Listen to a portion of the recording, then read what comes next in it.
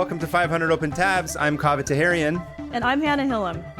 And this, at long last, is our San Diego Comic-Con special. We're there right now as you listen to this, probably setting up, right? Yeah, because this is going to come out on that Wednesday. So we're sweating, just so sweaty. as opposed to now when we're not profusely sweating. Oh my gosh, we're like talking each other down, like over and over, because usually that we just take turns doing that.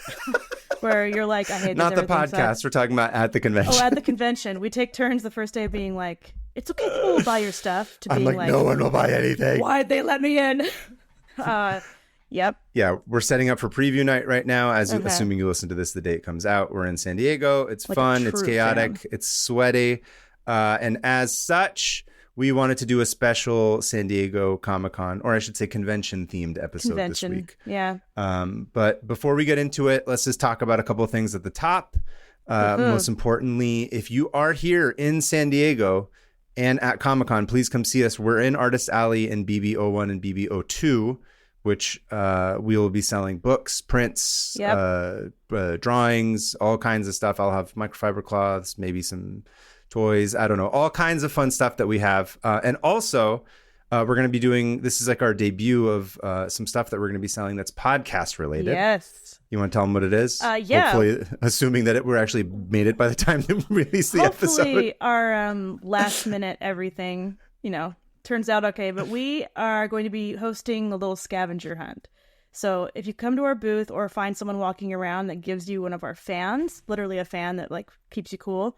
Yeah. There's little things on it for you to go find around the convention. And if you find all of them, you get a cool prize that we spent a while figuring out. Yeah. It's going to be cool. Well, it's going to be a surprise. So make sure to come back to the table. Also, the fans, they say, ask about my tabs on them. Yeah. So we thought it would be a fun thing to do that so that if you're in line, which I assume most people will be because there's all these different activations and, panels and stuff that you're trying to get into, ask the person next to you about their tabs that they might have open or they might not have open. It's just a fun little thing to chat with people about if you're bored. Or if you don't want to talk to anyone, that's your prerogative too. But we're trying. Yeah, that's what matters. And it's you can start a conversation and have an excuse to info dump, which is something I always love. I think people at conventions like to do that in general too. Oh yeah. I've never been info dumped on more than at a convention. Speaking of panels. Yeah. Speaking of panels, one last thing before we get into it. On Saturday at 1 p.m. in room 28DE, we will be hosting a panel by the title of Escaping the Algorithm. It's going to be fantastic. As of right now, our panelists are, it's going to be Lindsay Ellis. It's going to be Holden McNeely. It's going to be Daisy Noemi. And it's going to be Patrick Ballesteros, who's our friend that's over in Artist Alley as well. We're going to be talking about all the things that you can do to build community away from the big social media platforms, whether it's Discord or, trying to set up old school Patreon, old newsletters, ways to connect with people and connect with little communities that you want to build that don't get taken and shown or not shown, right? And be able to directly access people. So it's going back to our awesome. Roots, like the roots where comics and cartoons first started, which was on a grassroots level. Or most importantly, conventions, which is why we're in San Diego right now. That is the original getting together in public and actually seeing each other's beautiful faces. Yes. Anyway, I think that's about it. We should just get into our tabs now. So I believe you go first this week. Why don't you go and tell us what you got? Yeah, so first, before I get started, I got to put on my costume. There we go. Wonder Woman. There you go. Whoa, look at that. 3 stars. Oh, yeah, and there's also like stars in by chance, balloons. Oh, look at that. And a giant heart for some reason. Oh, yeah, that's my brother-in-law's big cardboard heart. So I'm dressed as Wonder Woman, not because I would do this ever, but because my topic today is going to be the history of cosplay. Ah, okay. Yeah. It's funny. Speaking of cosplay, I was trying to figure out what I was going to wear. And I decided to cosplay as a Comic-Con attendee because I was going to say you're wearing the Hellfire shirt. Club. That I remember when that season of Stranger Things came out, I was like, I'm going to get this shirt because it's cool. And then we got to Comic-Con and every single person in the entire convention was also wearing it. And I was like, every single millennial was wearing it. Like, yeah, that was like 2022. I feel like every single person, there was like a huge, it's a cool shirt. It's a great shirt. It just was like, I thought I was cool, and then I got there and I'm like, I mean, I guess I'm still cool, but I'm part of a community. Yeah, exactly. I'm basic. Don't you love that when you realize you're basic? Like what was it? I when I started going to conventions, I was like, oh, I'm not unique at all. A bunch of like women dressed in black talking about being sad, but showed up to my booth. I'm like, cool. Are we all the same?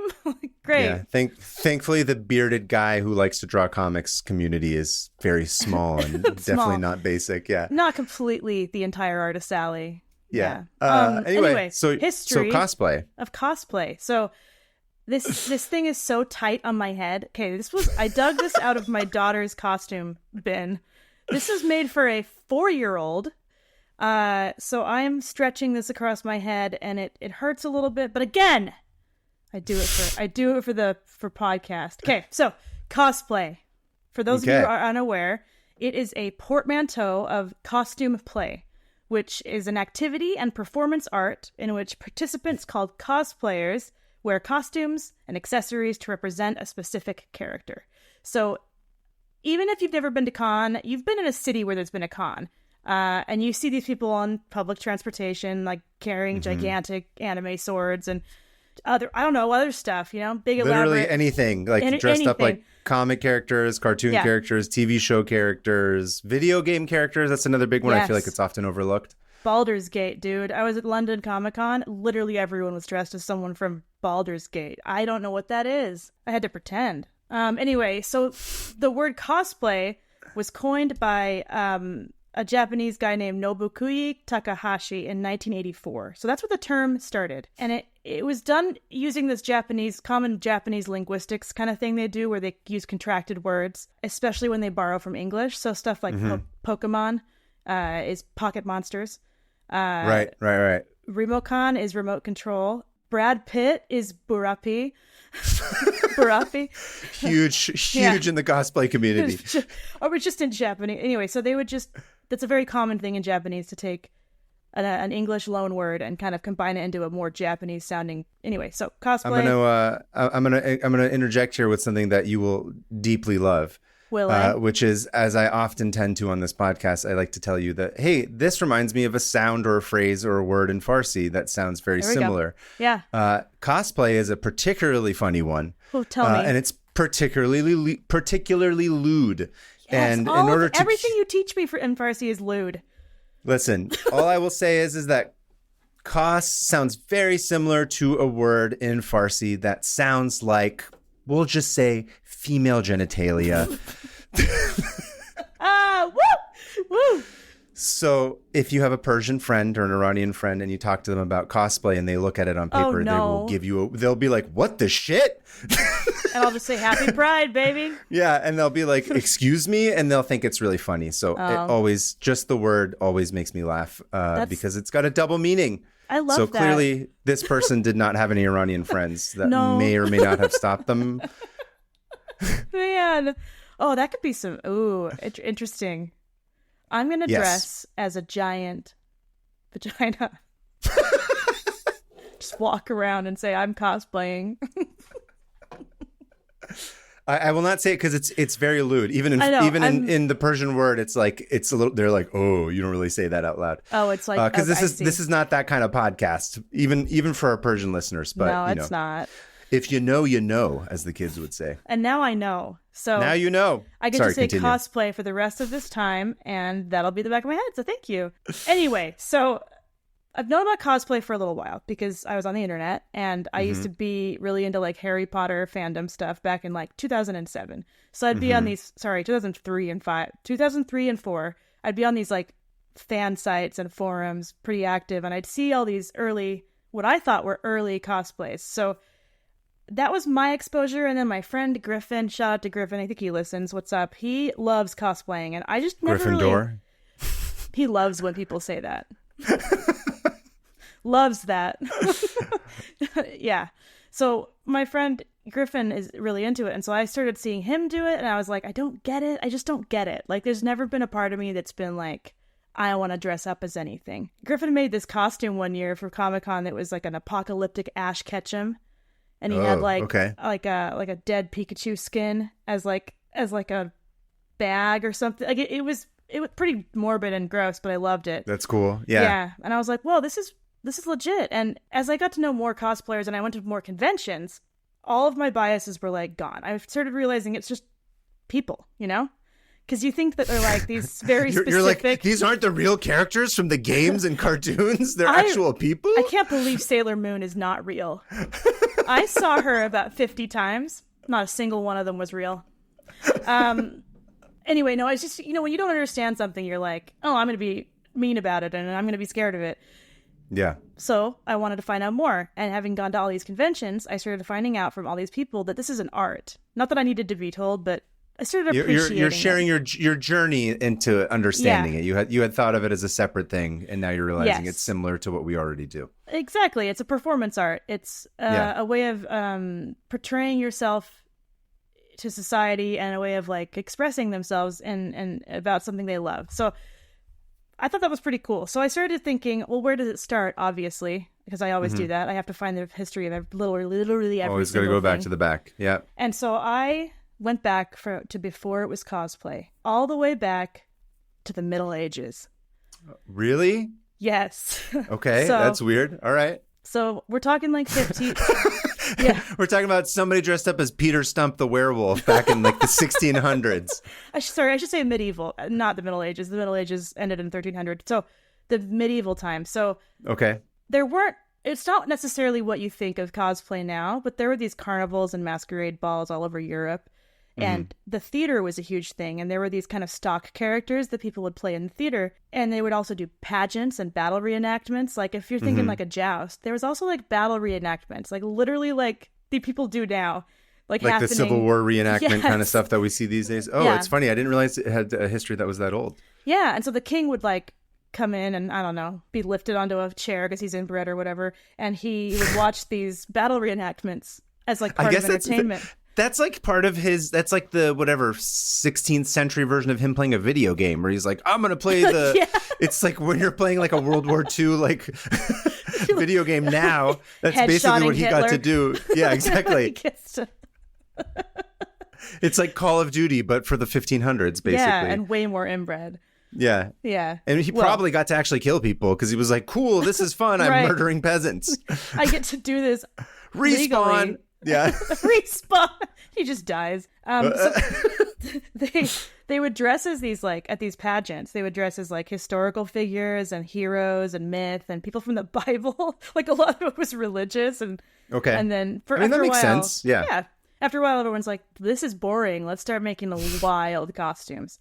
And it kind of it picks up a bit in the 16 and 1700s in Italy, where the masquerade ball in France, the masquerade balls and these public costumed parties became a huge thing where people would pick like a trope or a mythological character to dress up as and come to these. And it was mostly for the upper class because, what else were they going to do? I was going to say, this sounds like the origins also of like the Eyes Wide Shut sex parties 100%. Where they're all wearing like the crazy, although I think those are Austrian masks that they're wearing, or Venetian. No, they're Venetian. Yeah, Italy. Yeah. Oh, I'm sure all sorts of stuff. This all crosses over. So cosplay actually... It works. It works. It actually comes from the old Persian. Yeah. That turns out you guys started it again. No. I personally. You. So we get into that. And that was like proto cosplaying, in my opinion. Okay.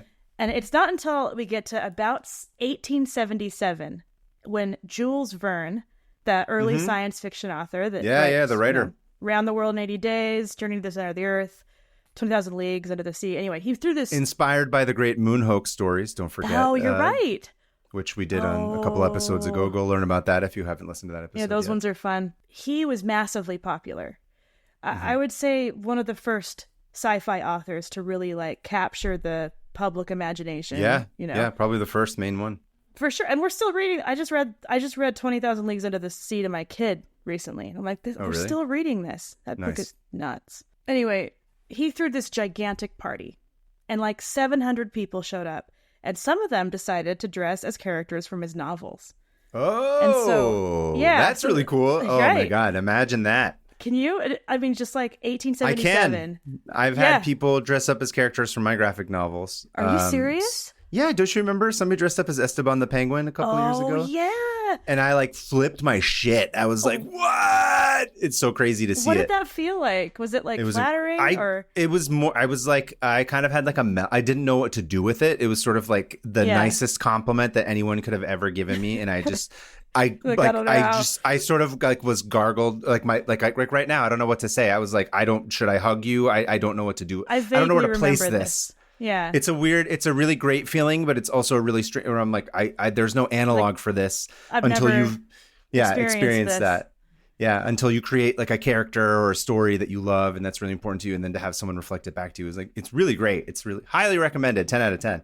Have you, I think I felt similar to that when somebody showed me a tattoo they got of my art. Oh, yeah. In person. And I That's felt insane. a mixture. Oh my gosh. I felt a mixture of like, why would you do that? And why didn't you ask so I could make it look better? But to them, obviously, I see all the imperfections because I drew it and I hate everything I do. Sure. But then I saw it on someone's body and I was like, no, actually, that's pretty great. Like, you're like, whoa. What was? Oh, it was almond milk. They got an almond with udder on it. And I was like, that's on your calf, dude. You're at the gym, like running on a treadmill, and someone sees an almond with big pert udders. Anyway, hey man, they loved it. Yeah, but yeah, that same feeling of like, what? What? I literally left a mark on you. I don't know. Yeah, it's great. Yeah. Don't dress up as my characters. I don't have any.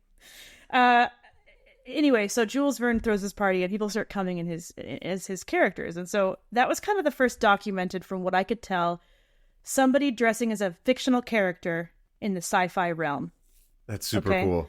The next instance of what could be considered early cosplay is absolutely wild. It was in London in 1891 at the Royal Albert Hall. And it's crazy because this is like a convention. There's a map and everything. I'm going to tell you what it's called. It's called the Vril-ya Bazaar and Fete. So, Vril-ya. So, I'm going to send you a photo of the map of this convention. So, it looks like an early Comic-Con map where it has the booths. Big circle room. There's one booth called the Krex Plunder, Zulia's Bazaar, Bra's booth, Zuata of Sila. You sound like Lord of the Rings characters. I know. Well, these are all from a book series by a dude named Edward Bulwer Lytton. And he wrote this book called The Coming Race, which... Racism? Yeah. I hate to say it, but we're in England in 1890. Yeah. And I wouldn't necessarily say Edward Lytton is a racist, but I would say that it does cross over with a lot of people who had some racist views. So the novel, the guy who wrote the novel, Edward Lytton, this novel is insane. It kind of reminds me of the Moon Hoax a little bit. Because the Vril-ya were a race of humanoids featured in the book. And these creatures lived underground. They were driven out of Earth long ago. They live underground. They have wings, and they're telepathic, and they can use like magic. Cool.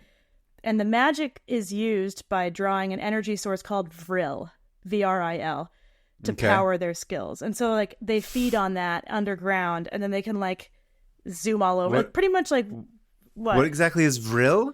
It's like a goop. It's not like real. Gwyneth Paltrow is basically she's actually, giving them all the energy that they needed. She's the modern reincarnation of the underground energy goop. No way. Yeah. So it's funny because she can fly. I've seen her wings. I mean, it's hard to see because anyway, it doesn't matter. That's what it's about. And so that's like this like, super master race that lives underground that can fly. So like there are some weird like ins and outs of, is this racism or what is this about? And no one could really tell if it was satire. He would like say it was satire, but he would also lean into it. And just like every troll online. I didn't mean that terrible thing that I said. It was just a joke. You're just making fun sensitive. Of society. Yeah. Can't say anything anymore. Yeah. So A huge fan of this book was a dude named Henry Tibbets, which is the most British sounding name I've ever heard. Tibbets. Besides, what's his name? Dick Pudleycott. Henry Tibbets was like, I'm going to throw a gigantic 3-day party in honor of these books. This book that this guy wrote. And so he named it after the race in the book. And it was huge. 3 days, people brought their goods to sell. They were like magicians there. There was costumed people. And everybody came dressed as the characters from this book. You could even argue that this is the first sort of comic convention, really. Kind of, well, there wasn't much art. Like, it wasn't art-based. I would say it's more like the first sci-fi convention. Okay, yeah. As we know conventions today. Sure, right. And people were expected to wear costumes. Like, the guy was like, wear costumes. Whatever you want. And a lot of people just went with like, well, there were some pretty racially insensitive ones, of course, because the people in the book were based on Egypt and Egyptian culture, and you know how they loved Egypt back then in a way. Yeah, Egyptology. They'd like eat mummies like psychopaths. Yeah, I was gonna say. Not the Persians' fault that you did not learn how to translate Farsi correctly. Look, in defense of my ancestors, just kidding. There's no defense. That's what we do every Thanksgiving. We unwrap a mummy in my family. Listen, it's healthy, it's protein, and it's not a lot of fat. It's great. It's been cured. Yeah. Gross. So people loved this book, especially people who were into like spiritualism. Because if you remember at the time, spiritualism and the occult was really big. People were always like, I gotta talk to the dead. And some people actually kind of started believing in Vril, the actual energy source, and thinking he based it on a real thing. Yep. And one of these people was very famous occultist Helena Blavatsky. I remember Madame Blavatsky. That's right. Yeah, I remember Madame Blavatsky. Is like the grandmother of the occult. She influenced like the Thule Society, the Hermetic Order of the Golden Dawn, all the occult stuff. If you want to Lima, and then the Rosicrucians. Like, you got to go listen to the last podcast series on her. Yeah, they did a good series on it. I remember really that's good the one series. I learned all this stuff from. I almost fell down a Blavatsky hole today. That sounds what the. Wow. Come on in. Yeah. The Blavatsky hole. I was like, no, I can't read about the occult and I can't talk about it. But the Vril Society is something that a bunch of Nazis were said to have founded. So the Nazis make an appearance, of course. They ruin everything, man. You can't have anything fun or like, cheeky and it's like you just ruin everything. Just a bunch of self-serious nerds who can also kill a lot of people. I hate them. Insufferable. I hate them. Hot take. Hot take, Nazis suck. Hot take, I don't like them. Look at me, I'm Wonder Woman. I'll Yeah, exactly. Oh wait, Fighting that was World War I. I don't care. I'll kill baby Hitler. No, I'm not going to teach him to be a better artist. I'm just going to kill a baby. Okay. It's fine. Just chill, Hannah. Chill. Anyway, so the word vril was so popular that it became used in everyday language as a something that would be like a source of energy or power. So it's like the slang of their day, basically. Yeah. Oh, that's vril. We should bring it back. That's yeah. vril. Oh my God, that's so vril. Unless people might think we're Nazis for saying it. But you're right. Probably can't do that. I'm so sweaty. I can't think straight.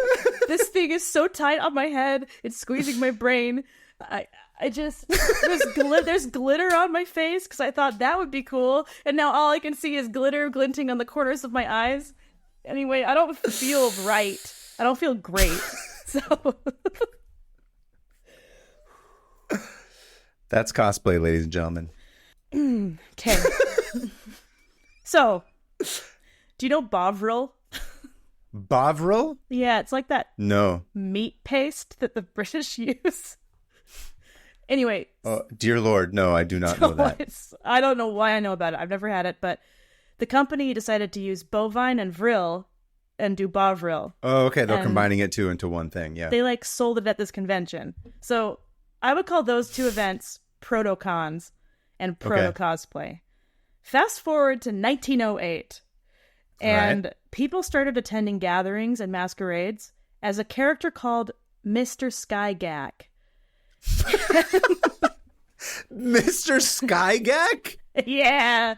Are you ready for a picture of Mr. Skygak? Oh, God. I don't know if I am. I just think of like Nickelodeon Gak that they sold in the 90s, but like there's a person made out of it that's flying around. It's like a Superman character. So here is somebody dressed as Mr. Skygak.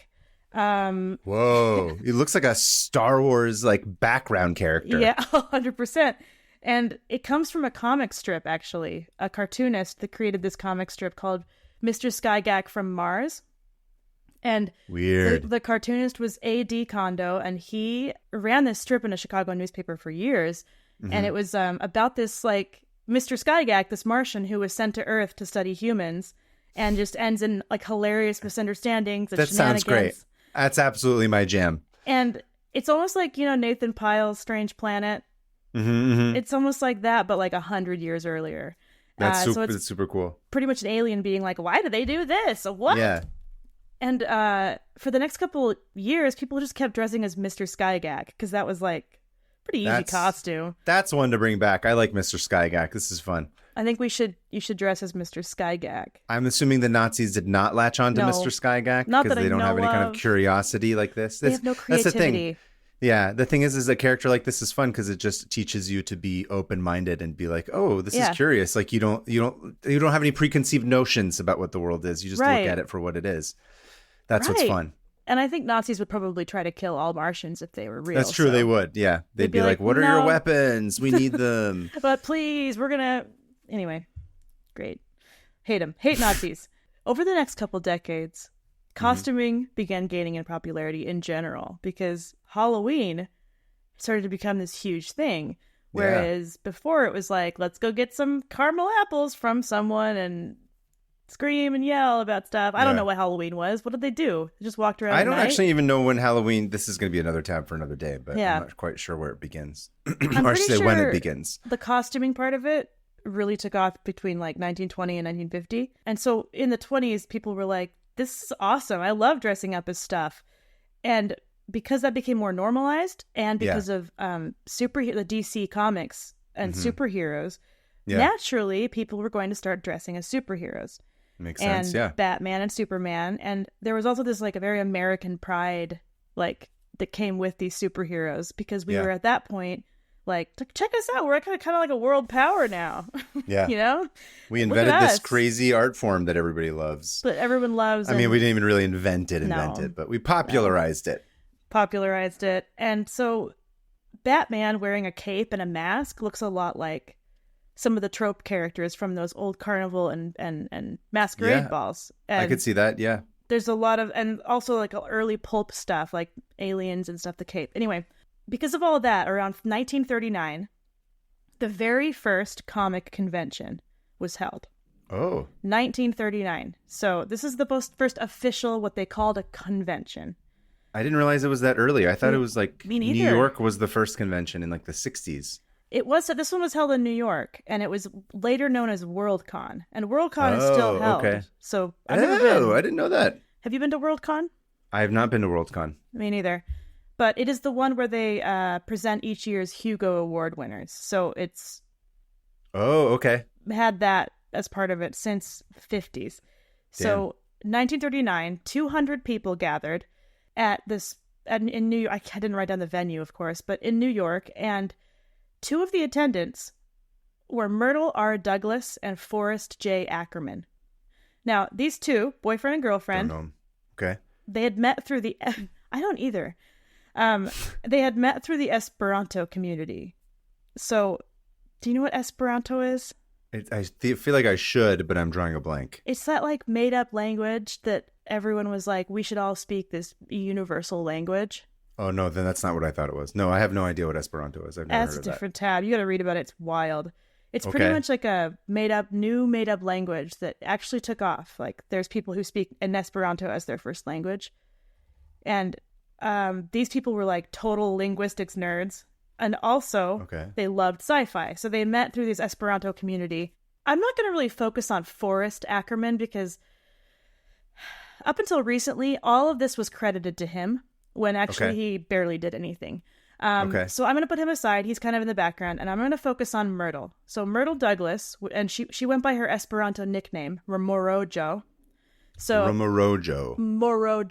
Morojo. Yeah, I looked up our Esperanto nicknames, and I think you'd be like Caveo or something. Such a stupid sound. Real creative. Yeah, it's really not. Anyway, I'd stay as Hannah. It would be Hana, which I think is there disgusting. Even another language? It's just like, it's Pig Latin or something. It sounds like. Kinda, so you're like Caveo or like Cavino. Cavino's fun. I could go by Cavino. Fine. Hey, Cavino, how you doing? It sounds Italian. It does. Cavino. I don't know why, but that makes me happy. I like Cavino. Don't call me Cavino. Absolutely not. I wouldn't be able to without, Anyway, laughing every time. Yeah. Okay. I got to calm down. Maybe you should tighten the band on your head a little bit more. I think that would help. I think you're right. I appreciate your commitment to the bit, but at no point did you need to keep this headband on the entire time. It's fine. It doesn't matter. You've already sold the gag, but I like that you're just going through it and you're going to go till the end. I will not stop. Look, I got blue eyeliner too. I bought the blue eyeliner for Pride, and now I get to wear it for this. Nicely done. You can't, for people listening to this and not watching the video, you could not see the sad, deeply sad face that Hannah just made. How did you pick up on my immediate drop? Like my dopamine plummeted. Because I'm watching a video of you. What do you mean? How did I pick up on it? I'm telling people who are listening. Okay, fine. Yeah, I felt a huge wave of sadness overtake me for no reason.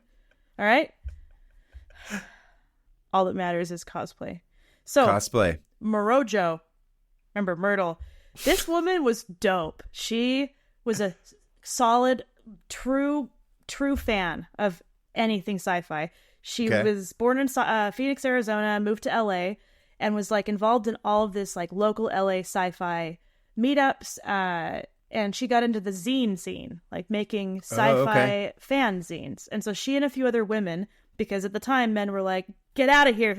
Sci-fi's ours, wouldn't even let them into these organizations. It was men only, gatekeeping doesn't happen like that anymore. Very counterintuitive to me. Right. Very strange. To remind you, back then people literally thought we didn't use our whole brain, or our brain was dumber. I just mean even from the chauvinist perspective, right? Right. If you're don't you there's want to women see some, that are hot ladies in yeah, even if you're a douchebag, it's okay, we'll just let it. I don't know. Maybe there's a purity thing where they're we need to talk about sci-fi. We don't want women ruining the vibe. I think there's that. It's a boys' club. It is? We got to talk about our little aliens that we made up, and Vril or whatever. The Vril will be off if these ladies come into our convention. They missed all the great conversations they could have been having about Alien 69ing on the moon. Right. I'm glad they're all dead. Yeah. Moving on. I have to take this headband off. It's not good. Oh.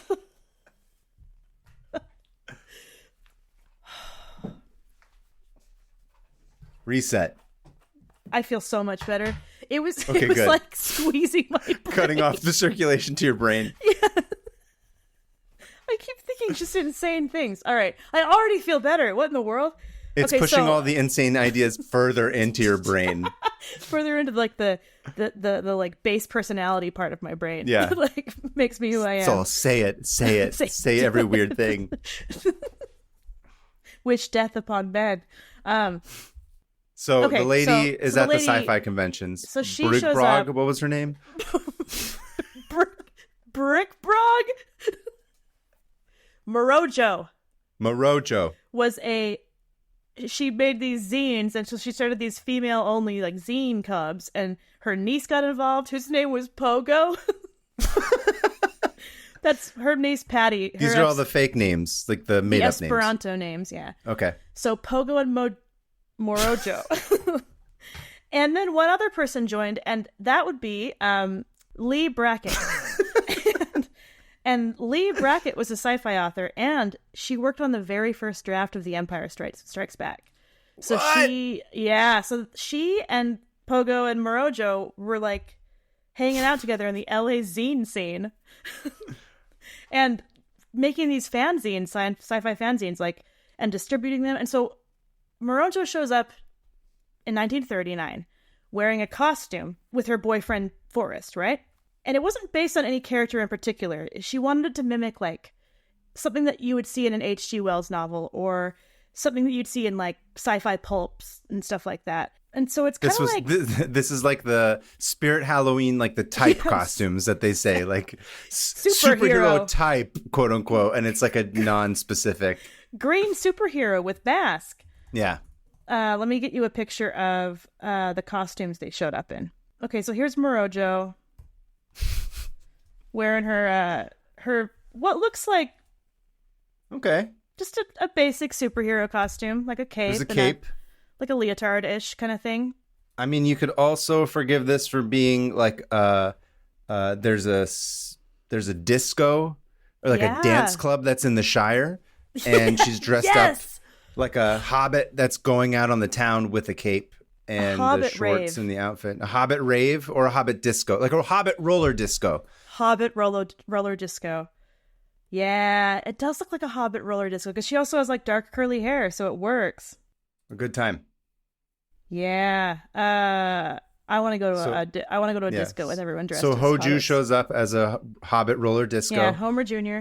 And she made this costume and her boyfriend's costume, and they called these costumes Futura costumes. So like the font, like the typeface, I should say. No, Futura costumes, like futuristic but combined with costumes. Oh, it's all one word. I see. It's a portmanteau. Yeah. And there's so many portmanteaus in the Comic-Con scene. And she said later, she was like, I was surprised nobody else dressed up because it just felt natural. So she wanted to express how much she loved sci-fi. And this was the first sci-fi convention. And so she started going to these every year dressed as something different. And she made all of her costumes and they were awesome. One time she wore like a frog face costume.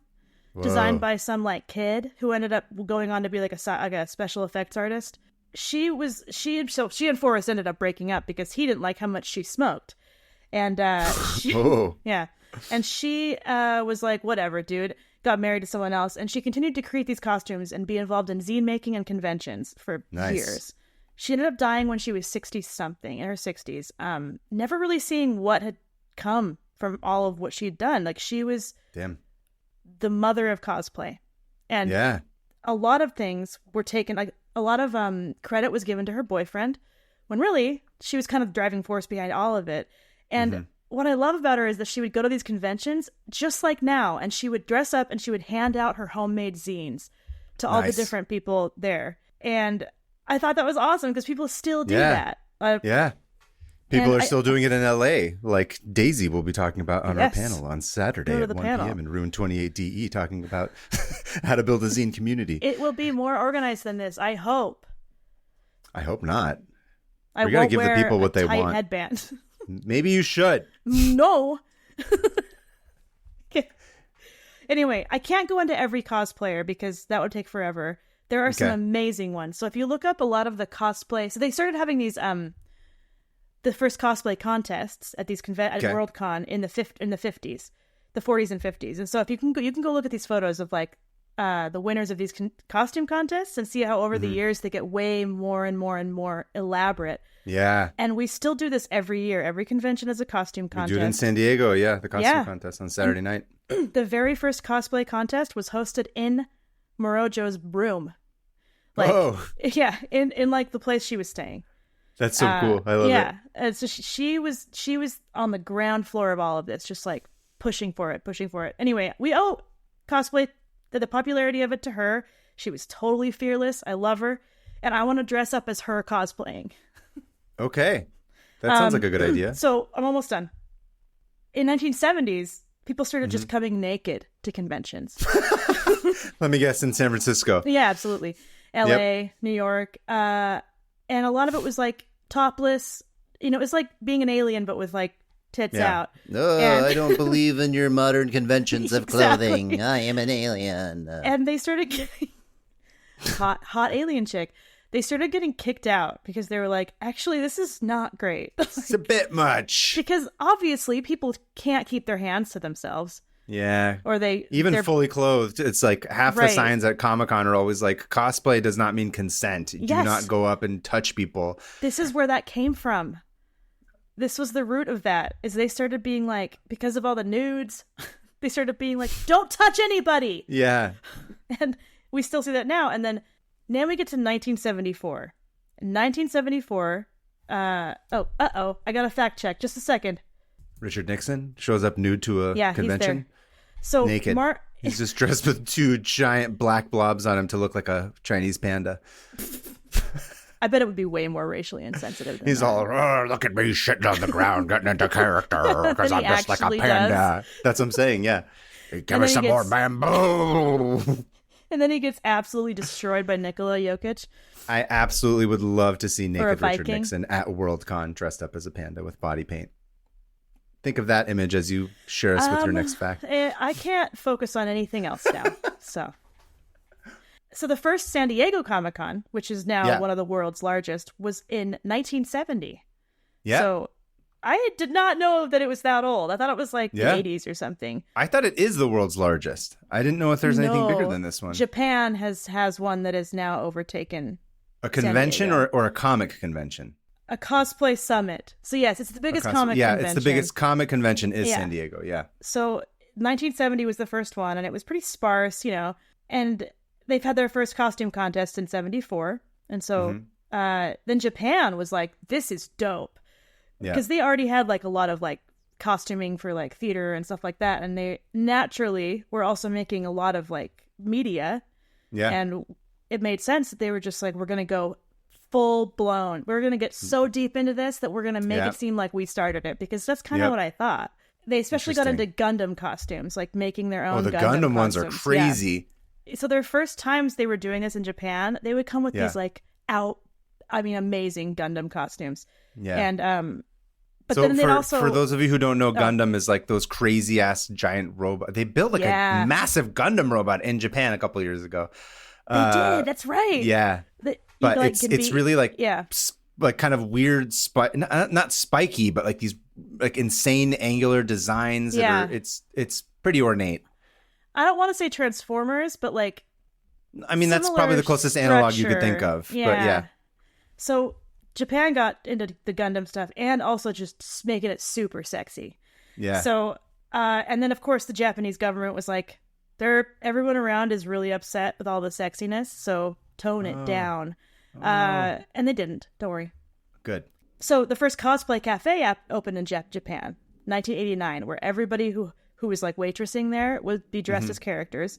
Okay. And then in 2003, the first cosplay summit, Dangeki Layers, becomes the largest gathering of cosplay. I like that it's a summit, because I just think of like the UN, where they're all like cosplay representatives from every country on Earth gets together and they discuss what to be done in the Middle East to solve this war using cosplay.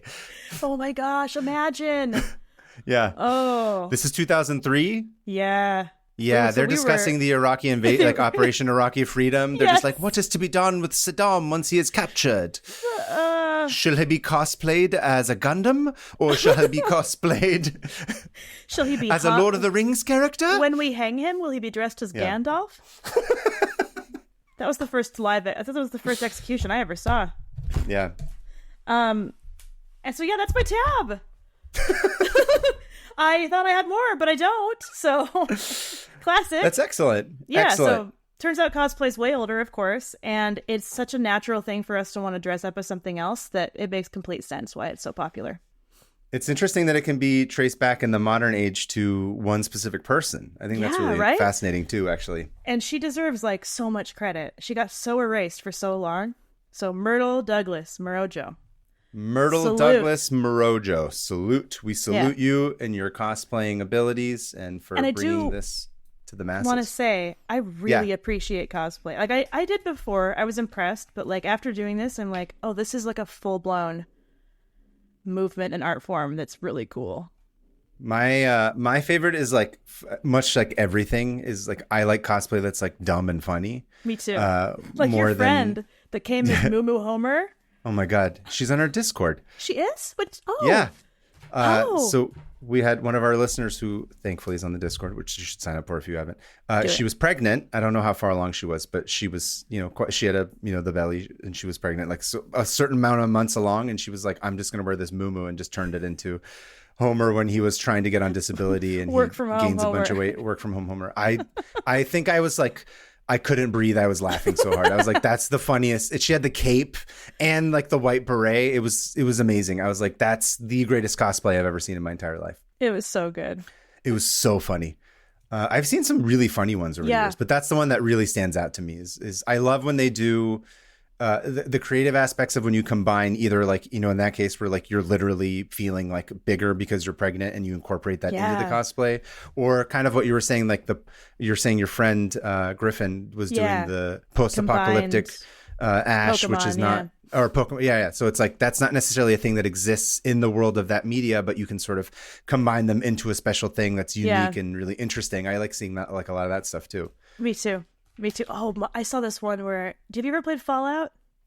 A little bit, but I watched the show, which was I really enjoyed the show. So I think at Emerald City a couple of years ago, this guy came to the booth and he had one of the most beautiful handmade Fallout costumes, like the armor, and he had a working Pip-Boy in his arm, and it that's played cool. like the music sounded like all crackly, just like it does in the game, and like everything about it was spot on. I took my breath away. I was like, "Oh my god, you did this? Yeah, that's awesome." And he was it's like, weird "Oh yeah." These are all people who could probably, if they were able to, move to not LA because no one has work in LA anymore. But you could be working in like in film, like that's basically like costume department or props or anything. Like that's the kind of shit that they do. But they're instead they're like, I'm a software engineer. Doing it for fun. Yeah, I just do this in my spare time. Spare time. It's so strange. Anyway, what do you have? That's awesome. That's really interesting. Thank you for that tab. Let me pull Took my wristbands off so I don't lose my mind. So let's be real here. That's implying that you had it at the beginning. No, you're right. We all know that you didn't. You're right. My tab. So as usual, I was doing all my brainstormy research for this episode, and I went down a couple of different tabbit holes, as we like to say, trying to think of something interesting. I was like, maybe the history of San Diego Comic-Con, but there was nothing that crazy and like insane about it in terms of how it would relate to this show. And it didn't really leap out at me. So I started to think a little bit more broadly about comic conventions and the convention scene and kind of what they're about and what people come for. And cool. But one of the things I always think of is like, why do you even go to conventions, right? And a big part of it is it's because a lot of stuff you can buy online. Right. And so you're like, well, why would I go pay money to go to a convention to buy something? And a lot of it ends up being this thing that we keep talking about. It's community. It's meeting people. And this seems like somewhat of an older relic, but it's still really relevant, which is getting autographs. Autographs are like a huge cornerstone of conventions, particularly for celebrities and creators. Like you go, you get a signed photo of somebody, or you go and you take your book or your drawing or whatever, and you get them to sign it. People make money off of it that way. Or they bring I've seen people bring sketchbooks around and have artists like, I'll like draw like a little thing. Yes, I've had that too. A lot of times they're like, do whatever you want. I'm like, okay, hope you know what you're getting yourself into. I'm about to draw many dicks a Care I've seen Bear you draw with no face. So let's do it.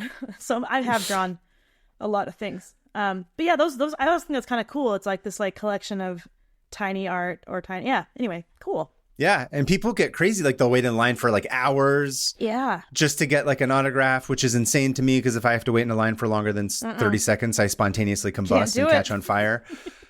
I lose my mind. If I ever have to go to an ER for any emergency, if I have to wait longer than 5 minutes, I'm like, I'm dead. Forget it. Don't even bother. Just kill me. Just lay me down. Don't even rescue me. Throw me in the bog. But I digress. And so had the subject of today's tab been alive today, Joseph, or sorry, let's name it. He's Joja Mikulich.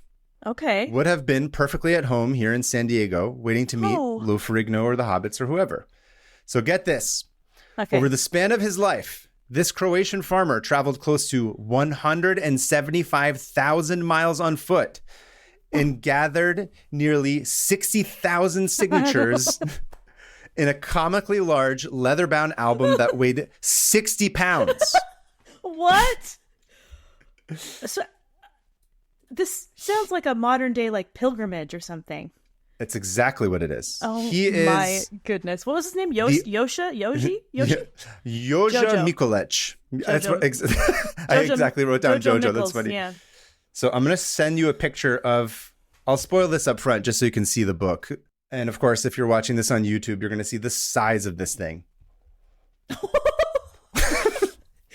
That looks like a tome from like a fantasy show. Like you go into the like restricted section of the library and learn a dark spell from that's a huge book. It's like it looks like an AI version of the Bible. Yeah. Does that make sense? If you told like ChatGPT or whatever to draw the Bible, it would make this big insane thing. It looks like a parody if you were like create like a prompt of like a book that's longer or that's taller than it is long or whatever. Yeah. I don't know. Yeah, it looks like a cartoon. I love this. Yeah. Let me tell you the story of Joža Mikulec. So Joža Mikulec was born into a family of poor farmers on January 15th, 1878 in the village of Kruševo Selo, Croatia, which is near the capital of Zagreb. He may have been born into that farming life, but from a young age, he was way too restless and he wanted to see the world. He was like, I am not about that 5 a.m. milking life. I hate that. And unfortunately for him, his father was in debt. Probably because he went to USC Film School and got a master's foolishly. Yeah, who would do that? So he sent old Jojo to go work off that debt on a different farm. So he wasn't even working on his own farm. He was working on a different farm so he can help pay off his dad's debt. Wow. And that sucked just even worse. So much. That's horrible. Yeah. I'd feel like such a piece of crap. I'd be like, I'm not even making money. I'm just paying off my dad's debt. Paying off my dad's debt. He's like, eat shit. I hate this. So before he was even 20 years old, Joseph's like, absolutely not. And he went and talked to his dad and he's like, I want to go see the world. And his dad's like, nope, you cannot. We have debt. Also, outside world is scary, I imagine. Remind me the year. It's around this time. It's probably like 1900-ish. Okay. Yeah. Oh, wow. He went and he's like, cool. Dad said, no, I'm going to go talk to my mom. And his mom was like, all right, cool. Yeah, whatever. Go for it. Yeah. It's a good mom. Yeah, which is an important reminder that if you are parents, you need to be unified. On the same page. On the same page. You can't have one parent because then it undermines the authority of the other. Oh, yeah. But anyway, Jojo's like, cool. And he says, quote, I always wanted to see the world, and this is the path I took to do that. So he traveled to Italy and then to Malta where he got a job. Cool. I don't know what this job is. There's no information about it. But so I'm going to say this up front. There's only like a couple of sources about this man's life. Okay. So a lot of the chronology is unclear. It's kind of a mess. And it kind of reminded me of when when I did the episode that was about Thomas Edison and the founding and the camera, and I was going insane. Because it was like nothing made sense. Everything happened at the same time. It was all over the place, and like a lot of the sources were weird. So this is, and again, it's also around the same time, so it's very similar in that sense. So I did the adult thing, and I said, you know what? I'm not going to focus on all the dates, and I'm just going to tell the story as coherently as possible. And here I come being like, what time, when? Yeah, What's the date? I needed exact dates. So I think what happens, this is my best I can do to extrapolate. Okay. So when he's in Malta, he gets distracted and then he hops on an English steamboat. Yeah, exactly. He's like, what? He sees a butterfly. He follows and it. He follows it. He goes onto this English steamboat and it's on its way to South Africa. Oh. So it sailed for 35 days and ended up in Port Elizabeth. Okay. And he gets there and he's like, oh, this is cool. I don't know. Maybe he sees like some great white sharks or whatever. I don't know. Whatever he sees in South Africa that's happening at that time at the turn of the century. And yeah, there's a war. Nothing bad. Yeah, nothing bad. And he's like, all right, cool, whatever. Then he gets distracted again and he hops on another boat. I love this guy. And on this boat, he crosses the Atlantic and he goes to South America. You realize that this would be us if we didn't have the internet. Like, this would be me. I'd be like, I gotta get away. I gotta just walk somewhere. Like, I would end up places. I've been here for 2 months. This is boring. But instead I need a new dopamine source. I replace it with just reading endless tabs. It's true. Wow. So he's like, whatever, cool. So he hops on the boat and he goes to South America, where he's camping in the rainforests, and he visits Buenos Aires. And shortly after, he went to Brazil, where he lived for about 6 months. And among this time, he got robbed a few times. Yeah. And at one point, he got lost in the rainforest and ate wild fruits, roots, and nuts. This reminds me he of almost Felix. Died. Yeah, honestly. This reminds me of Felix Carvajal from the They are kindred marathons. Spirits. They are. Kindred spirits, him and Felix. So, again, not clear in the timeline. I cannot figure out exactly how this happened because it's not clear. But at some point, apparently he goes back to Croatia in this period. And I assume to either visit family or whatever. But like, again, it's very clear that this man is like, I don't care. I'll just hop on whatever boat. And he's tumbling around and going to different places. So cool. Or maybe he's traveling a bunch and he sweet talked his way into this next part. I'm not sure. But this is really a story that happens in 2 parts. So, again, for reasons that no one can source, he had entered into an agreement with. I want that part of my biography after I'm dead. If anyone ever writes about me, just say, we don't have a source for why she did this. That's what I want. That's what they did. That's the way to live. Somehow, he enters into an agreement with Matica Hrvatska, which is a Croatian cultural and publishing society in Zagreb, which I think it's still around. Oh, cool. And he enters into an agreement with them to hike 25,000 miles in the course of 5 years.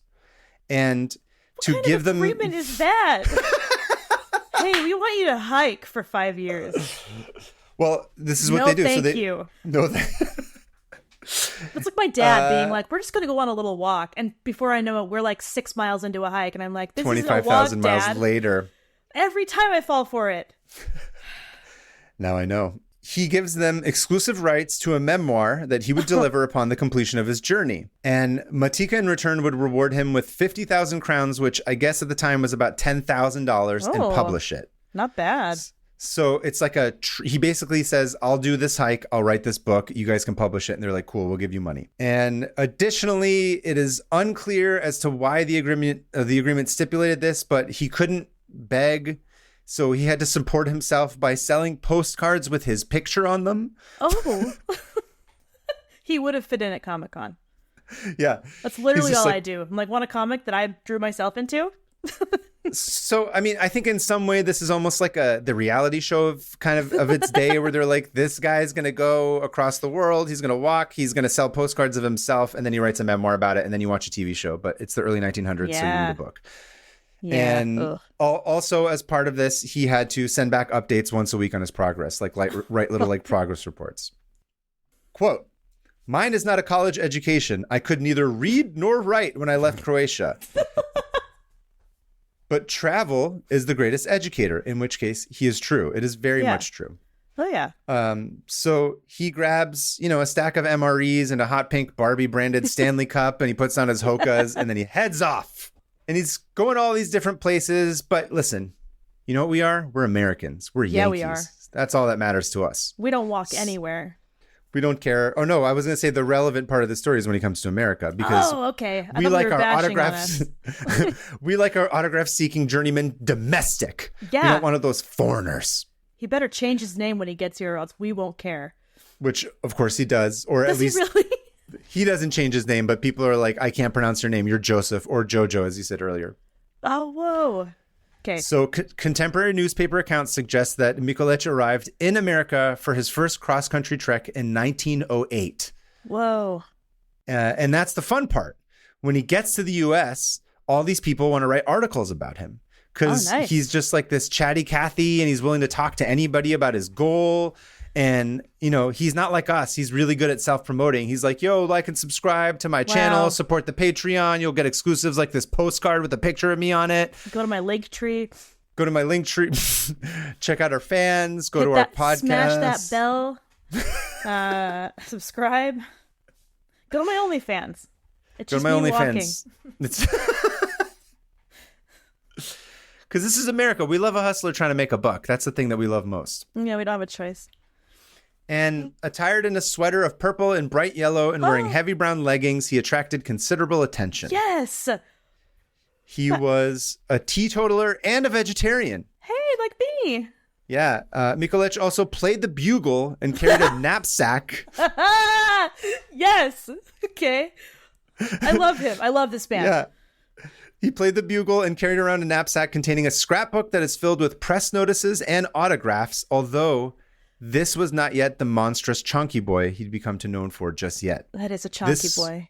This is like his walk through beta my trip. town with a bugle, wearing a purple and yellow outfit, I'd follow him. And a bugle, yeah, just being like...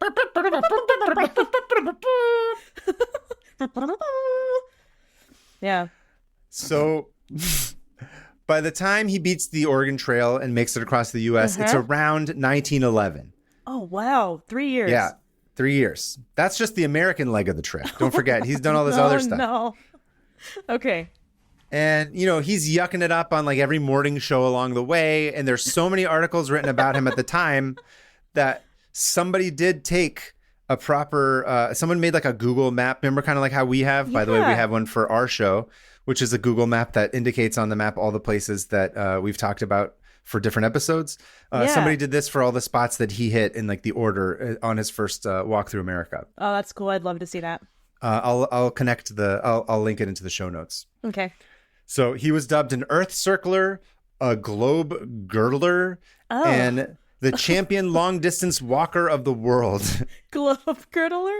That sounds gross. I'm a globe girdler. Girdling the globe everywhere I can. I don't like the word girdle. Let's end it. I love this man. I wish this were now and I could meet him. I mean, I'm sure somebody's trying to do this, maybe. Nah, it's all for like attention. I guess that's what he did it too. Never mind. Yeah. Go on. A Boston area shoe company used his name and likeness to sell rubber soles. Yeah. Yeah. They were just marking it off at him. But again, don't forget, he is not yet the autograph king. Wait, yeah. He was in his finding himself after college traveling phase. During this trip, he managed to track down President William Howard Taft, Colonel Theodore Roosevelt, he wasn't president yet, and 48 governors before setting sail from California, bound for Australia in 1911. Whoa. From there, he spent... Did he get their autographs? It's like he was like meeting them and getting autographs? So at this time, yeah, I think I might mention this later, but he's just getting like letters from people being like, can you write me a letter saying that we met? And he's just getting scraps and like it's very informal at this point. Yeah, okay. And after he leaves in 1911, he spent the next 3 years going through New Zealand, the Philippines, Japan, China, Singapore, Burma, India, Egypt, and Europe, collecting the signatures of diplomats and dignitaries along the way. Wow. I think, again, I can't confirm. I think this is the time where he roughly goes to Italy. Okay. And there he sees a dude carrying an autograph book. And he's like, oh, that's cool. I should do that. I should make like an omnibus and like have it all collected into like one area. He's inspired. So he goes on, Amazon and he searches for gigantic ass autograph scrapbook and he gets it delivered same day to an Amazon locker because he doesn't live anywhere. And when he gets it and he's like, cool. But then this is 1914. World War I breaks out. He's right in the middle of it. And he's like, shit. So he takes off his whatever goofy hat he's wearing and throws it on the ground. And he's like, I can't travel now. So he's forced to take a break for a couple of years. And he was not happy about that. No. It just sucks. I don't know what he's doing here. No one seems to. But what you have to remember here is that he was supposed to be sending little snippets of chapters and whatnot back to Matika. He didn't. Hilariously, the details here are also scant.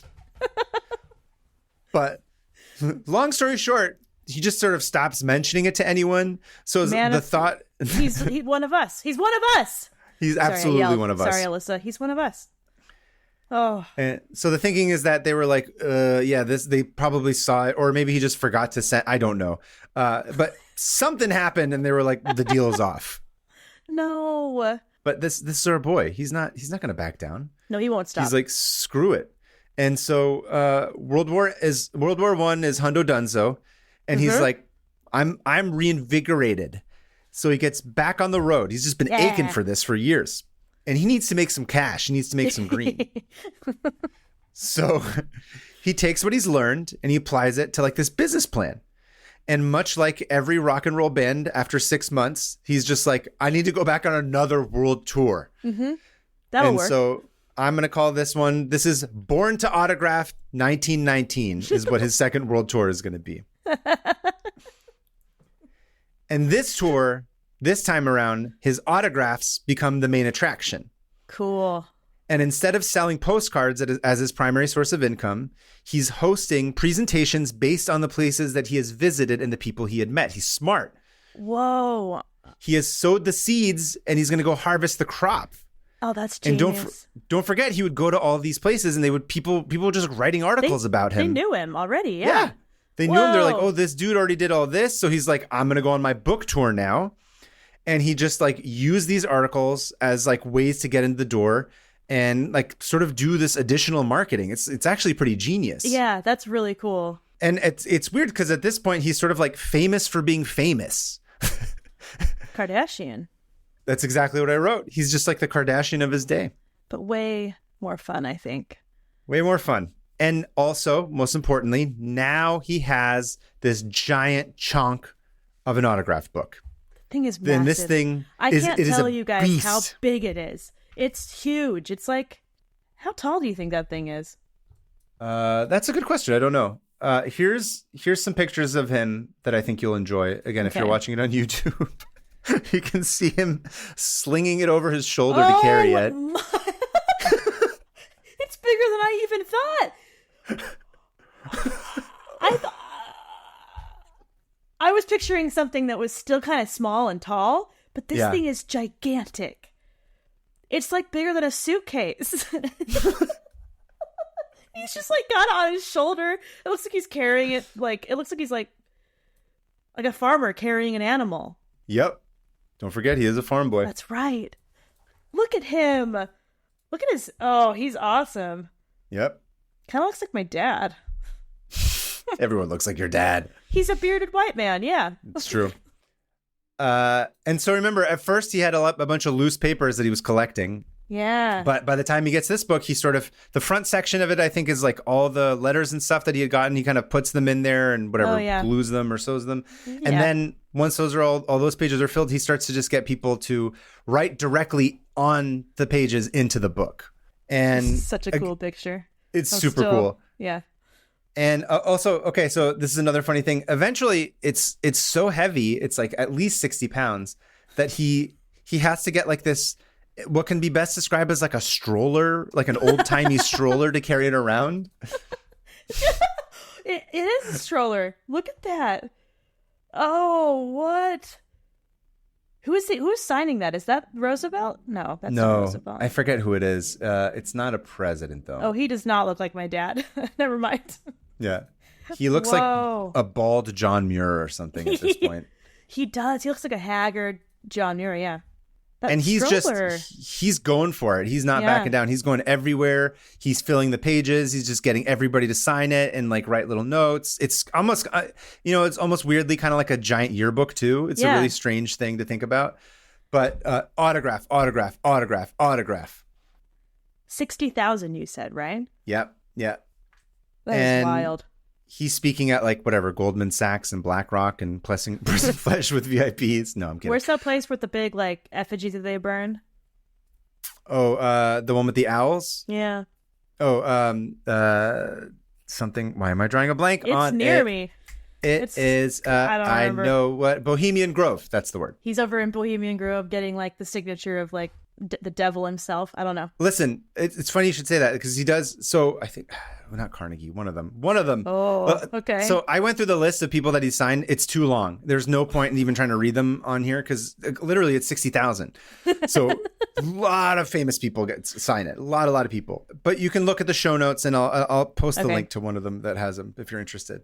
Do you have examples though, like of who, like you said Carnegie and like most people, like the president and stuff? I can read you a little excerpt. Let's see. Okay. Among the presidential figures he visited and contributed were Theodore Roosevelt and Edith Kermit Roosevelt, William Taft, like I said, Woodrow Wilson, Edith Bowling Wilson, Warren Harding, Calvin Coolidge, Herbert Hoover. Whoa. Vice President Thomas Marshall, presidential nominees Charles Evan Hughes, Al Smith, William Jennings Bryan, cabinet members William G. Macuto, Josephus Daniels, Robert Lansing, Andrew Mellon. Whoa. So like everybody. Literally everybody. That's just in America. Don't forget all the people like overseas. We're going to spend the next 6 hours reading every single name. Yeah, like I said, it's going to go forever. Admiral Togo, Admiral Saito Makoto. Whoa. The governor of Hong Kong, F.H. May, Li Yuan Huang, president of China, Tsi Lang, viceroy of Manchuria. It just basically, dude's seen like everybody. And so cool. Eventually he gets to he's like almost 50, which shocking. I guess you look at this man's 50? picture. You're like, he looks like he's 80. He does look very old here. He's not looking He's haggard. great. You know, he's not like... He's been walking. Yeah. He's aged his body quite a bit, don't forget. Even just being in the sun. Yeah, being in the sun, he's not putting on lotion. He's not getting beauty rests. He's not... But he's happy. He's got good spirits and he's in good spirits. He's jovial. He's bouncing around. But he's sort of like, dude, my back hurts. I've been carrying around this 60-pound... I'm 50. I'm 50. I'm going to die. What the shit is this? And he doesn't want to do it anymore, and he wants to cash out. Oh, okay. So he sets out for the Rosenbach Rare Bookstore in New York in an attempt to sell his autograph book. And his main reason for doing this was he wanted to make money and try and settle down because he wasn't able to get it from the fake book that he was going to sell, and it never ended up happening. He's been living like this nomadic lifestyle, I assume. Yeah. And I love this fact. Originally, he wanted to sell it for $1 million. Oh, how optimistic. But eventually was like, whatever, I'll just take 10 grand. I don't care. Just get this shit away from me. My back hurts just looking at this. He doesn't even want to see it anymore. He's like, get it away. 10 grand. Dr. Rosenbach was like, this is cool as shit. Like, no doubt. Like, I love it. It's awesome. But I don't have anyone that will buy this because I sell used books. I don't sell autographs. There was no like autograph, whatever. What are they called? Market. Yeah. But he's like, what you should do is go west and see if Henry Huntington might be interested. Oh, of the Huntington Museum, right? Yeah, like of the library and that. And Jojo just does this face palm. He's like, yeah. Oh, nice. One of my favorite places in all of Los Angeles, the Huntington Library. Okay, so Jojo face palms. He's like, oh, shit, damn it. I actually did meet that guy and he signed the book, but I didn't think to try and sell it to him. Idiot. So he's like, crap. This guy doesn't plan ahead. Let's face it. Absolutely not. He didn't think about selling this until he decided to sell it. And so eventually he does find a buyer. His name is Samuel Robinson, who co-founded American Stores Company, which later became Acme Markets, which is now part of the Albertsons grocery business. Yeah. Oh, yeah. Albertsons, man. Did you ever live near an Albertsons? Of course. Okay. I forget what was Albertsons Lucky before it became Albertsons? I forget. All these purchases and conversions have confused the shit out of me. I think Lucky bought Albertsons. And then it was not Lucky for a while, and then it became Albertsons again. I don't know. Whatever. I just know that our Albertsons was one of the scariest places in town. Oh, really? I didn't know that. Something was off there. The Vril was off. The Vril was off in Albertsons. Not enough Goop products from Gwyneth Paltrow. The Vril is off in this Albertsons tonight. But he sells the book. He sells it.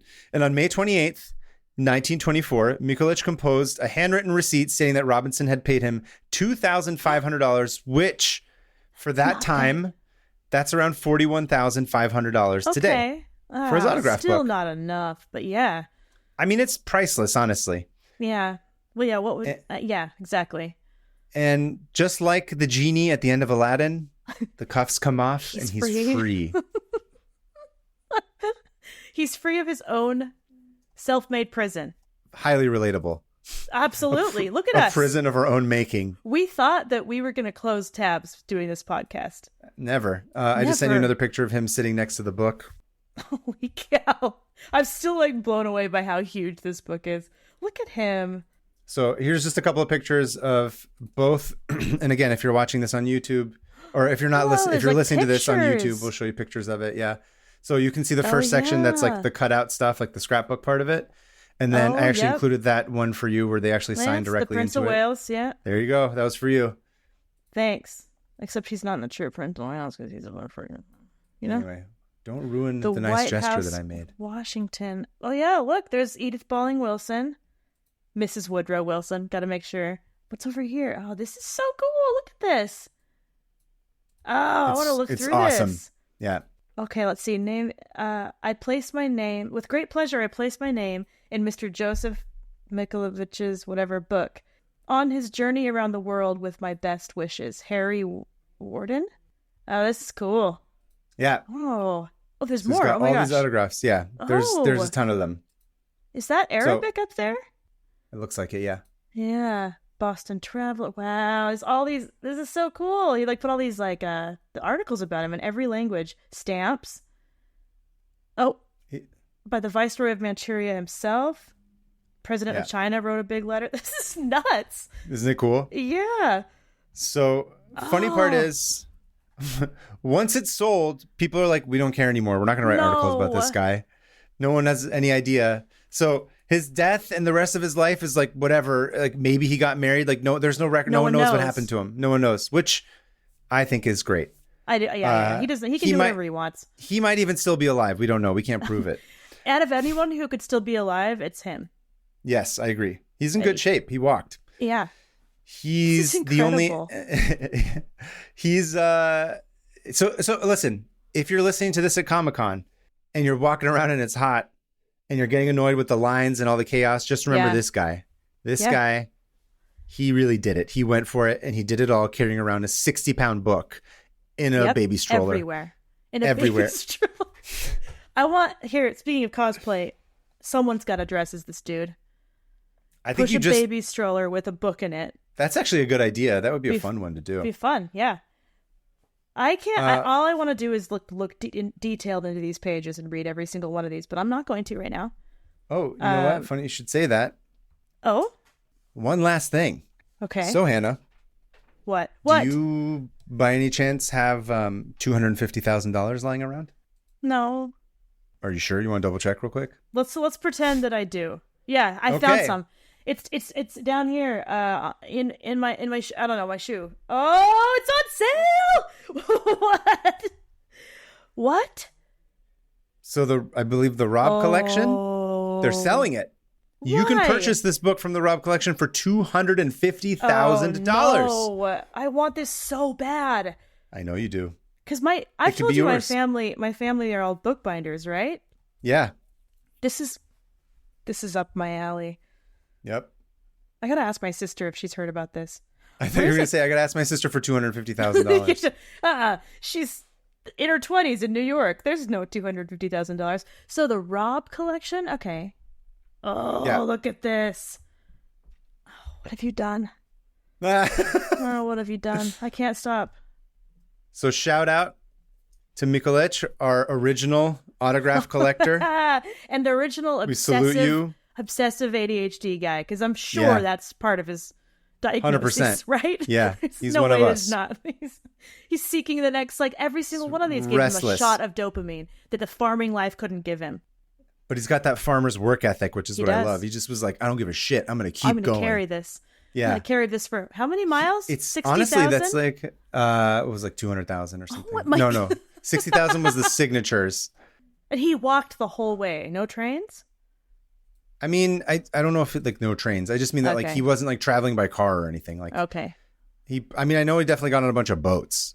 Yeah. I think he just sort of did whatever. Have to. Yeah. I can't prove that he didn't get on any car. I'm sorry. No, it was 175,000 miles. That's so many miles. It's a lot of miles still. Yeah. Anyway, okay. That's my tab. I have to shut my iPad. Thank you so much. That was awesome. Yeah.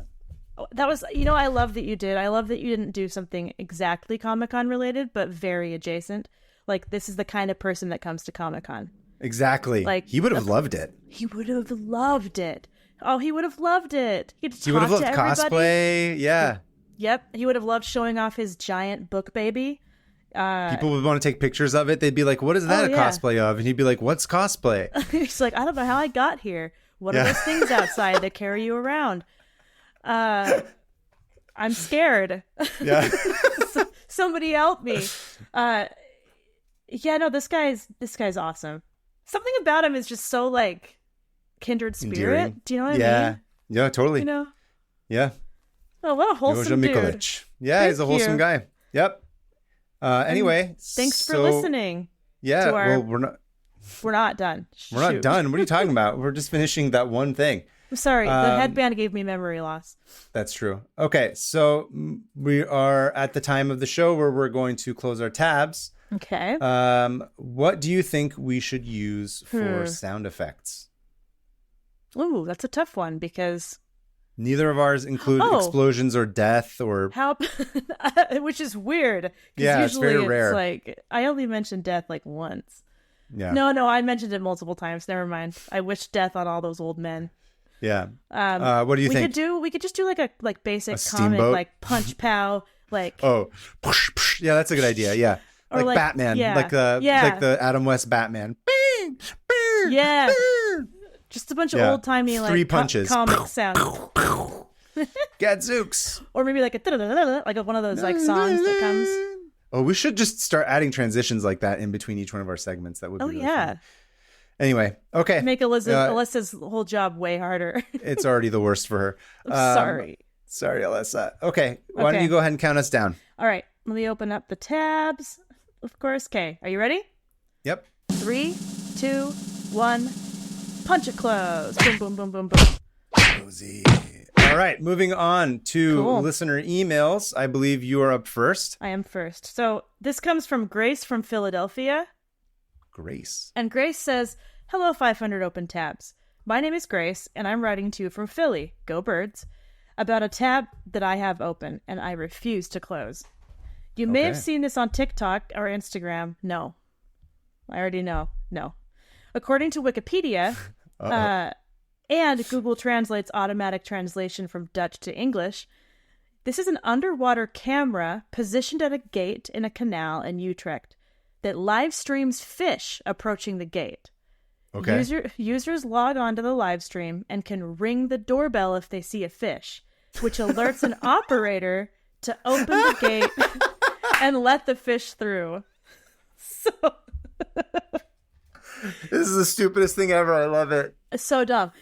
This helps the fish traverse through the locks in lieu of the traditional fish ladder, which I don't know what a fish ladder is, but I really want to go look it up. How else do you think that fish are supposed to reach the ceiling? They don't swim up there. They got to go on a ladder. I just don't think about fish very often.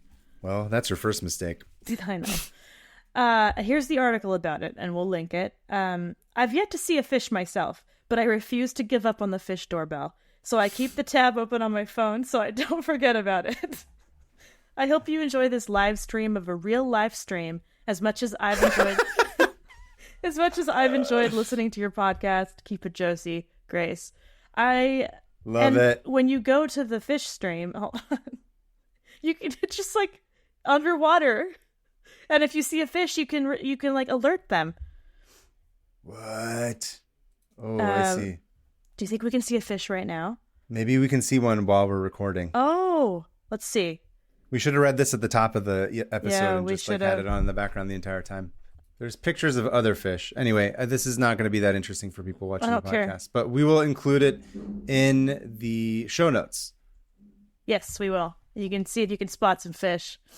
So thank you, Grace. For our second email or listener email, I'm very excited because we finally, at long last, have our first audio submission. Yeah. So I'm going to go ahead and send you the clip. We're going to play it. Dear Kaveh and Hannah, I have a confession. I'm not really a tab hoarder, so I always struggle to come up with something interesting to send you guys, but I'll do my best. Today's new episode got me thinking about the Olympics, since you mentioned Mark T. Smith did art for the 2008 Beijing Olympics. Very cool. And I know you two are just so excited for the Olympics to come to Los Angeles in 2028. But thrilled. Have you heard of World Pride, a series of international LGBT pride events that have been colloquially referred to as the Gay Olympics by Australian media outlets due to its scale and the bidding process for choosing host cities? The first World Pride was held in the year 2000 in Rome, Italy, and the 9th World Pride is going to be in Washington, D.C. next year. Do you know what else is coming to D.C. soon? That's right, the pandas. So, is the conclusion that D.C. is perhaps the place to be in 2025? You decide. Thanks for being the highlight of my Wednesday mornings. With love, Jazz from the Discord and also from Texas. Wow.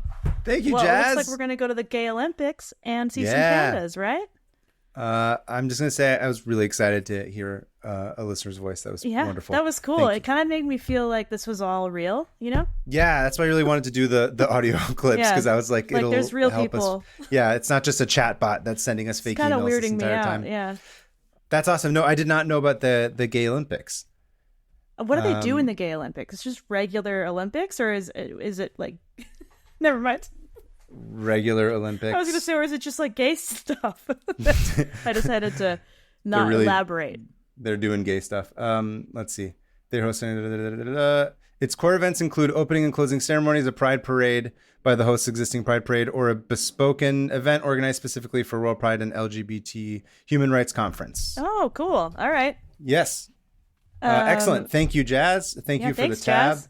And thanks for all your great comments on the Discord and also the episodes themselves on Spotify. I always love seeing what Jazz writes. Yeah, Jazz is a gem. Thank you.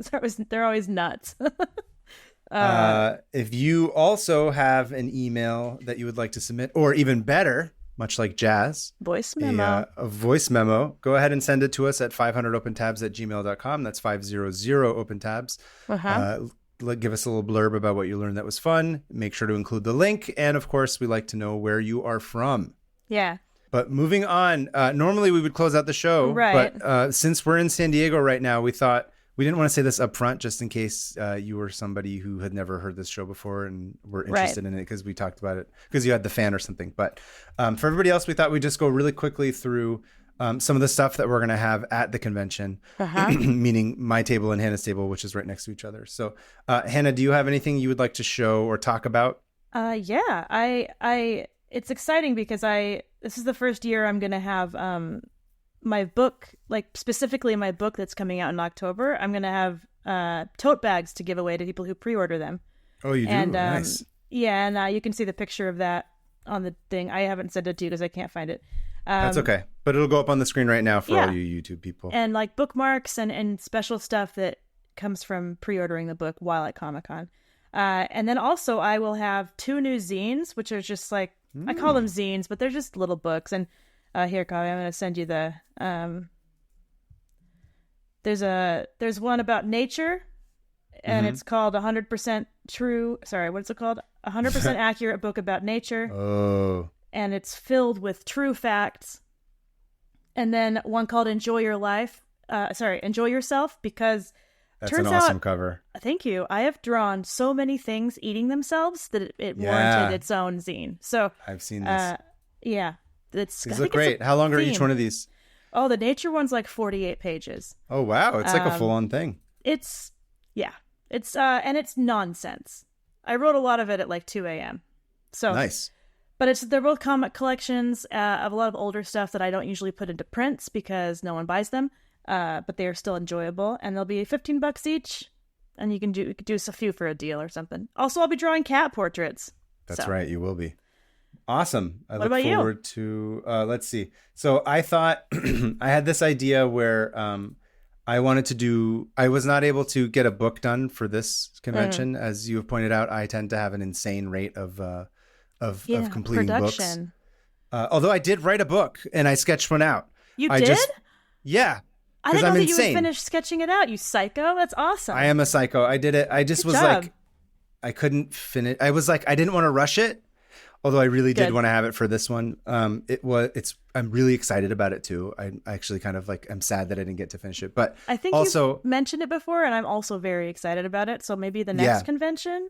Maybe the next convention I'll have it. We'll see. But also we were getting so much stuff ready for this, for the podcast and the scavenger hunt and the fans and the actual panel. Like there was just so much to do that I didn't have enough time to do that, unfortunately. But I promise I'll have another book next year. I literally am sitting on 4 books right now because I'm an insane person. That's awesome. But in the meantime, I thought it would be fun to have at least a few new illustrations that I want to do. So I had this idea of, we were talking about cosplay and even fan art being part of the convention circuit and stuff. But I was like, it would be fun to do fan art of my own characters and books, but in the style of other stuff that I like. Because I was like, I don't want to just do fan art of other people's stuff. I want to do it of my stuff.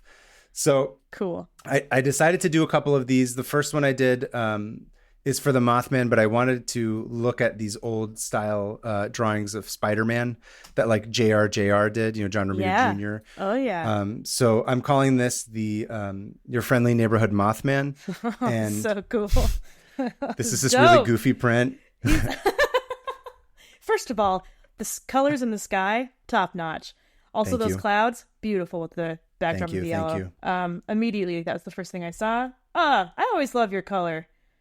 You're very good at Thank it. You. Oh, okay, so there's a Mothman eating a drumstick from KFC. Is that KFC? Yeah, so there's this really famous, insane-looking KFC that's in Koreatown that's off of Western, and it just kind of looks like a weird... It's like an abstract, modern, giant bucket. It's the ugliest thing you'll ever see. It's terrible. I love it. And Mothman's perching on it, and above is the classic LA helicopter, obviously, circling the city. This is dope, dude. Thank you. I was trying to give a shout out to, because John Romita Jr., who I love, was a huge hero of mine growing up and still to this day as an adult.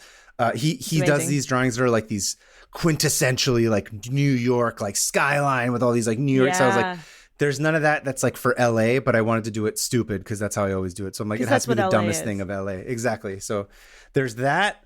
And then I also did another print that's a shout out to Bruce Timm, who did Batman the Animated Series, and I loved the old drawings of that show. Me too. So this is Byron the Snowman, who's one of the characters in my Perma Friends book. I saw this when you hadn't finished it. You had sent me it. He's so it's go ahead. Yeah. No, what's the guy's name? Mr. Freeze. Mr. Freeze. I almost called him Dr. Ice. Dr. Ice. Not a thing. That's what I'm going to call this print. Dr. Ice. Dr. Ice. So yeah, it's your snowman character as Dr. Ice, or what is it? Help. Byron as Mr. Freeze. This is really cool. It's a mashup. And it does remind me a lot of the TV show. Of the Bruce. Yeah, thank you. I thought it was fun because, a lot of times you do these, you can copy someone's drawings or you can sort of try to do it in the style of them. And when you think about them in terms of the style of that person's drawing, it really teaches you to like really super pay attention because you're not just copying the same image over the same character, and you have to really learn to reinterpret it. So get the essence of it. It was a really fun exercise. I want to try that. Yeah. And then I have another one that it's not finished. So I may or may not do it, but I might cut this if I don't like how it turns out. But I wanted to do one that's Avocado Chronicles. Oh yeah, okay. You seem to like it. This is cool. Of course, I'm blanking on the artist's name. It's Mike Mignola. I don't know. Yes, this looks like a Mike Mignola. This is awesome. What are you talking about? Okay, good. Thank you. Yeah, this is great. Oh, this is it's cool. like in the style of Hellboy. I was doing Avocado Chronicles, which is my other strip. Oh, that contrast is great. Look at that. Thank you. I'm going to color that one too. I think I just want to, me, I get obsessive. I have to yeah. I don't ever, so I wouldn't understand. So I'm going to have those prints in the spirit of fan art. It's not going to be like super fancy and expensive. I'm going to try and make it more affordable. So I'll have those. I'll also have I think I'll have some more. I have take and makes that I'm trying to get done by the time this comes out. Oh, cool. The Mothman. So those were the Mothman take and makes. Yeah. Yeah. So it'll come with, it'll be the Hollywood edition that will come with a emotional support dog or an iced latte. Look out for those. You should do one holding a Botox injection needle. Oh, that's a good idea. Oh, maybe next year. Botox and coffee, dude. Yeah. Yeah. I'm somewhat relieved to be here at Comic-Con right now as we record this. Yeah. But I don't know what to do with my life after this is done. Get ready for New York. Yeah, that's right. All right. In the meantime, you can go ahead and follow us on YouTube, on Instagram, we have a Discord, Patreon. Give it to the Patreon. I've been putting like deleted clips on a couple of us each having our own respective laughing fits that we had to cut out. We had a good one today. We had a great one today. It wasn't great. I barely remember it. Yeah, I guess that's it. That's it, yeah. Come back next week where we will have no Comic-Con related we will be so tired. Yeah, we're going to be very tired after this, as we always are. Yeah. And hopefully not sick, because there's a lot of people that go through those floors. Anyway, thank you for listening. Thank you in advance if you do come to our table for visiting us. And thank you. As always, tell your friends, tell your nemesis, share it with everybody. And if you know a cosplayer in your life and you'd think they'd be interested in this, send this to somebody who cosplays. Yeah, send this to a person. Everyone knows one. Yeah, send this to a person that you know that walks around with a 60-pound autograph book on his back. Send it to all your farmer friends that you know. Yeah. Send it to your Croatian friends. Croatian farmers. I'm sure we all have one of those, you know? At least one. Send it to Theodore Roosevelt. Go just put it on his grave. Yeah, put it on his grave. Send it to everybody and share the wealth. Anyway, thank you. And until next week, keep it Josie, everybody. Keep it Josie. Josie. Josie. Does your Josie say Josie or Josie? Josie, yeah. It's Josie. They can battle it out. Bye.